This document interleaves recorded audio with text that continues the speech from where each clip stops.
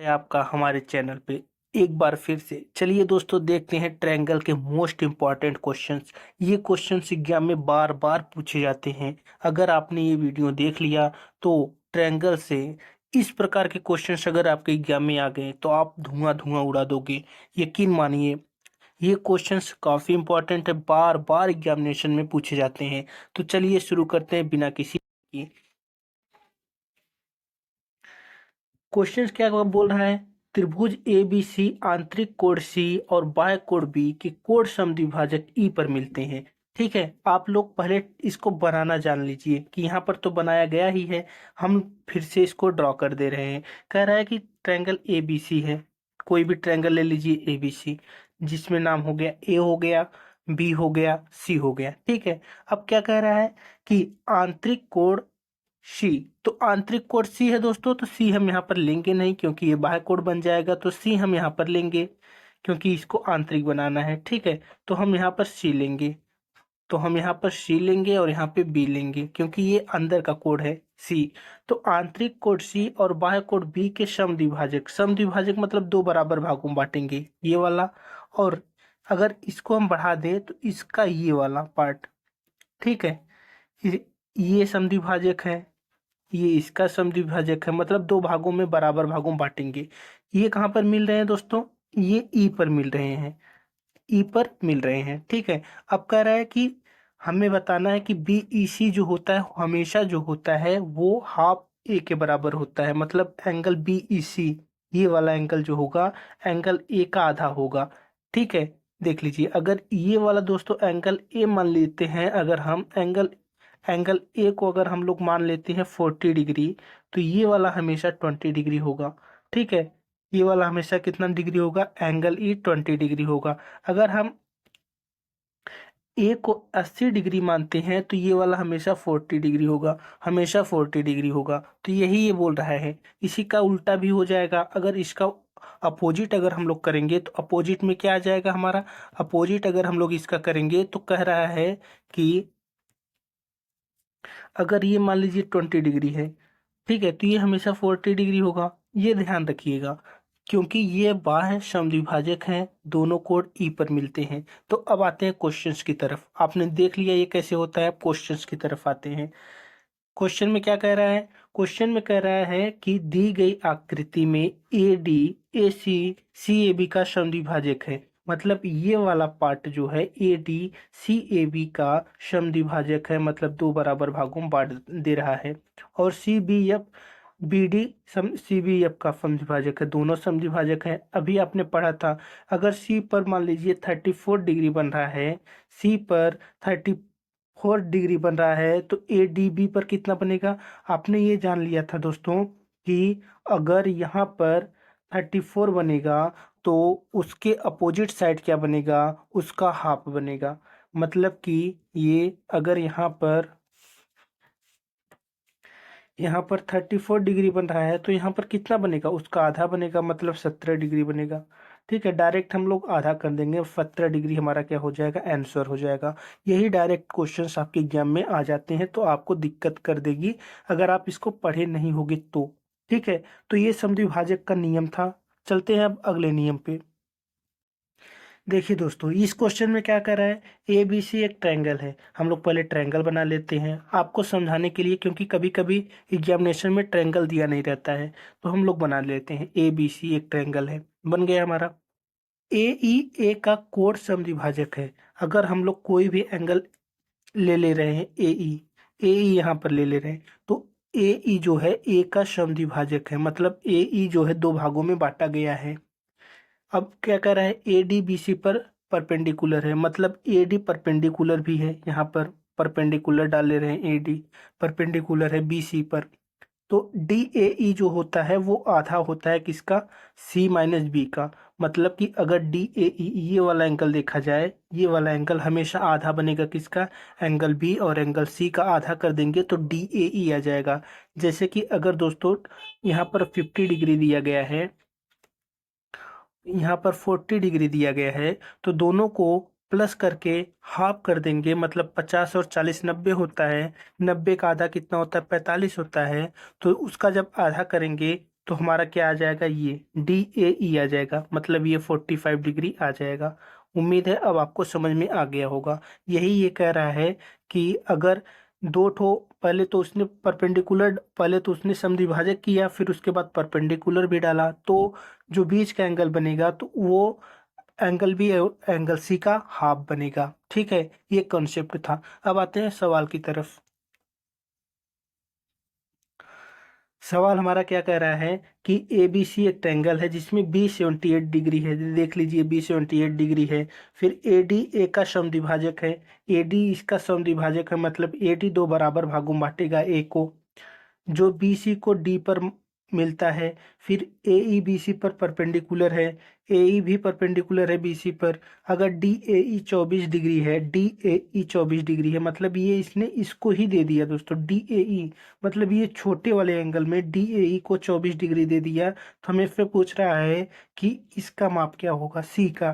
तो आप लोग जानते हो, जब हम 78 डिग्री को प्लस C का माप बताना है और इसका मान लेते हैं X, दोनों का अगर हम लोग हाफ कर देते हैं तो हमारा क्या आ जाता है, बीच का एंगल आ जाता है, जो कि दिया गया है कितना, DAE 24, ये आ जाता है।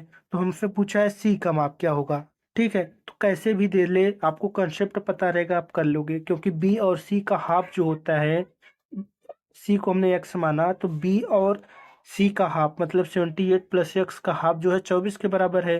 तो आप इसको डायरेक्ट यहाँ से कर सकते हो, ये 78 प्लस एक्स बराबर 48। ठीक है, तो एक्स बराबर यहाँ से कितना आ जाएगा, 0, 7 में से 4 गया 3, मतलब 30 डिग्री आ जाएगा। उम्मीद है अब आपको समझ में आ गया होगा, ये 30 डिग्री आ जाएगा। अभी 2022 के एग्जाम में पूछा गया था, CGL 2022 में। ठीक है, ये था क्वेश्चंस। नेक्स्ट देखते हैं दोस्तों, नेक्स्ट क्या कह रहा है, त्रिभुज का क्षेत्रफल, एरिया ऑफ ट्रायंगल। त्रिभुज का क्षेत्रफल 2D स्थान में त्रिभुज द्वारा घिरा हुआ क्षेत्र है। ठीक है, अब देखिए क्वेश्चन क्या कभी कभी हो जाता है दोस्तों, कि जो भी ट्रायंगल दिया गया हो उसके बीच का एंगल भी दे देता है।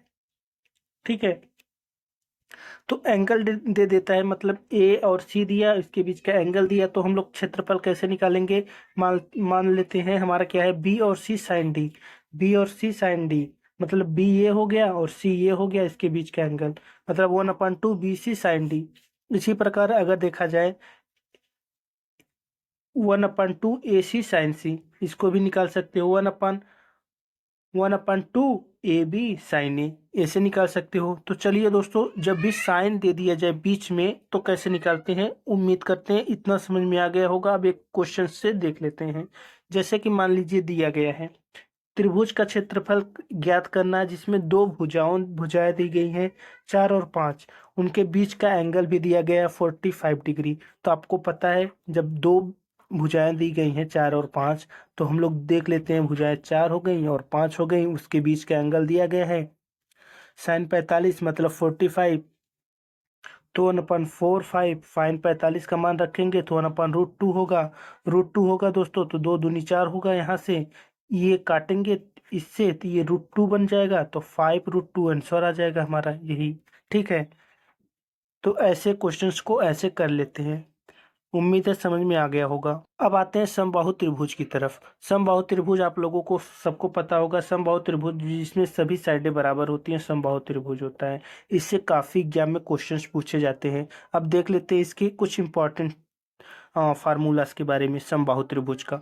समबाहु त्रिभुज में जो होता है दोस्तों, भुजा को अगर हम ए मानते हैं तो त्रिभुज का क्षेत्रफल क्या होगा, √3/4 A²। अंतर त्रिज्या क्या होगी, A/2 √3, इसके अंदर की त्रिज्या। उसके बाद बाह्य त्रिज्या क्या होगी, A/√3 होगी। इसके बाद ऊंचाई कितनी होगी, √3/2 इंटू भुजा होगी। ठीक है, अब हम क्वेश्चंस की तरफ चलते हैं। क्वेश्चंस देख लेते हैं कि समबाहु त्रिभुज में क्वेश्चंस कैसे पूछे जाते हैं। यहाँ पर दिया गया है क्वेश्चन, एक समबाहु त्रिभुज है जिसका परिमाप 36 है।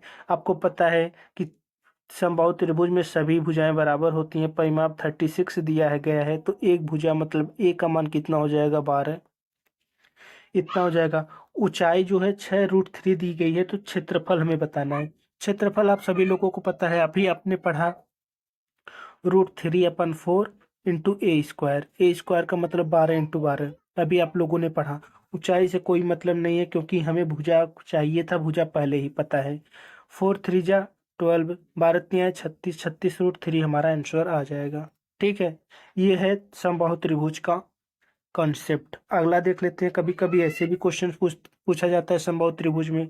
समबाहु त्रिभुज की प्रत्येक भुजा इतनी दी है, 18 भुजा दी गई है। त्रिभुज की अंत त्रिज्या और परित्रिज्या का अनुपात निकालिए। देखिए, अंत त्रिज्या आप लोगों ने पढ़ा था क्या? अंत त्रिज्या और अंत त्रिज्या होता है a/2√3, बाह्य त्रिज्या होता है a/√3। तो यहाँ पर मान रख देते हैं डायरेक्ट हमारा। तो भुजा है 18/2√3, अनुपात निकालना है। फिर 18√3, ये अनुपात निकालना है। तो √3 से √3 कट जाएगा, 18 से 18 कट जाएगा, अनुपात कितना हो गया? 1:2। यही आपका आंसर। ठीक है, ये था समबाहु त्रिभुज की प्रत्येक भुजा जब दे दी जाए तब आपका आंसर आ जाएगा ऐसे।